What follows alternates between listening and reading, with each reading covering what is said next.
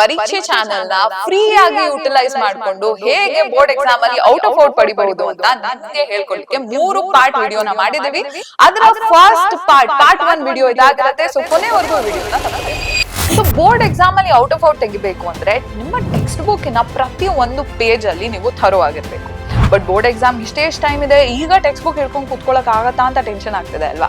So ಇದಕ್ಕೋಸ್ಕರನೇ ಮೇಲೆ ಕೊಟ್ಟಿರುವಂತಹ 6 subjects ಏನಿದೆ ಇದರಲ್ಲಿ ಬರುವಂತಹ ಪ್ರತಿ ಒಂದು ಚಾಪ್ಟರ್ ನ ಇನ್ ಡೀಟೇಲ್ ನಿಮ್ಮ ಪರೀಕ್ಷೆ ಚಾನೆಲ್ ಅಲ್ಲಿ 1 ಶಾರ್ಟ್ ವಿಡಿಯೋಗಳ ಮೂಲಕ ನಾವು ಕವರ್ ಮಾಡಿದ್ದೀವಿ. ಸೊ ಈ ಡೀಟೇಲ್ಡ್ 1 ಶಾರ್ಟ್ ವಿಡಿಯೋಸ್ ನ ನೀವು ಎಲ್ಲಿ ಪಡಿಬಹುದು ಗೊತ್ತಾ?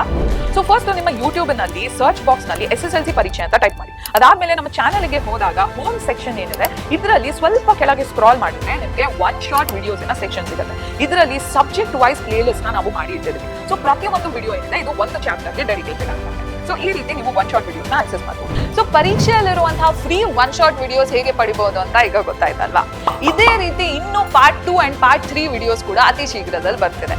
ಸೊ ಫ್ರೀ ಆಗಿ ಪರೀಕ್ಷೆನ ಹೇಗೆ ಯುಟಿಲೈಸ್ ಮಾಡಬೇಕು ಅಂತ ತಿಳ್ಕೊಬೇಕಂದ್ರೆ ಕೆಳಗಿರುವಂತಹ ಕಾಮೆಂಟ್ ಸೆಕ್ಷನ್ ಅಲ್ಲಿ ಪಾರ್ಟ್ 2 ಅಂತ ಕಾಮೆಂಟ್ ಮಾಡಿ.